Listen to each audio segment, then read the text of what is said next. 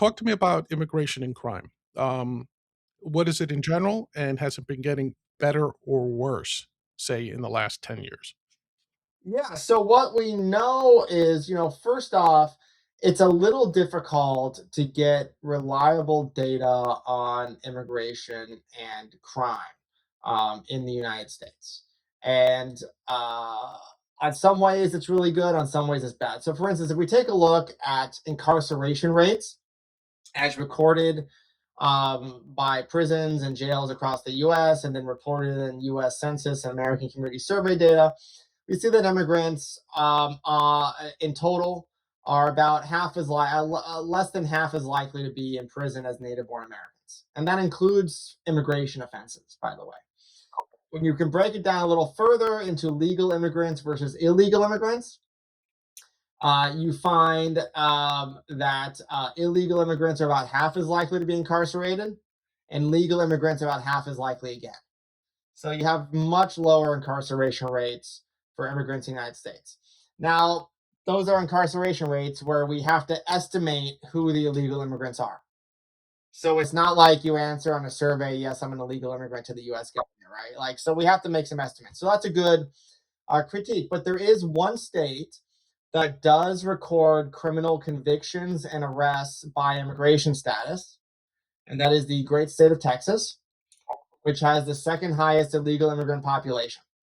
And what we do is we narrow it down, we take a look at homicide, different types of crimes that are the most likely to be recorded and investigated to make sure that the people who are convicted are illegal immigrants. And what we find is that illegal immigrants are less likely to be convicted of homicide than native born Americans, and legal immigrants the least likely of all of these groups.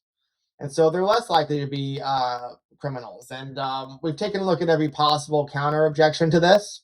Like maybe they commit their crime and they go back across the border. But we take a look at places in Texas that have a lot of illegal immigrants and places that don't have a lot. We compare what's called the clearance rates, which is the rate at which local police solve these homicides. No differences.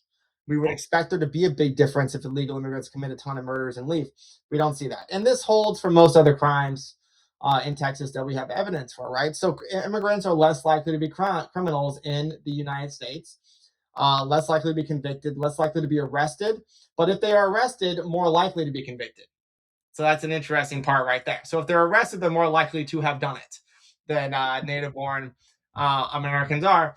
And I think part of the reason why this is we get good immigrants from abroad. People come here, they think about the future, they want to work hard, etc. And those types of people just don't commit a lot of crimes. But also native born Americans commit a lot of crimes. We're very crime prone. And so one of the responses that people will say is they'll be like, well, the black incarceration rate is really high. If you take out blacks, then maybe immigrants have a higher incarceration rate. Well, we did that with the data. Immigrants and illegal immigrants still have a much lower incarceration rate than all Americans subtracted black Americans. So it just doesn't hold. And what's interesting is you hear the opposite in Europe. And there is a lot of good evidence in Europe, in some countries at least, that immigrants do have a higher crime rate than natives. But what's interesting is if you take that higher crime rate immigrant population in Europe and bring it over to the US, they actually have a lower crime rate than Americans. So part of it is just we love to commit crime in the US. And that's why immigrants look so awesome, is that Americans are so bad on this metric.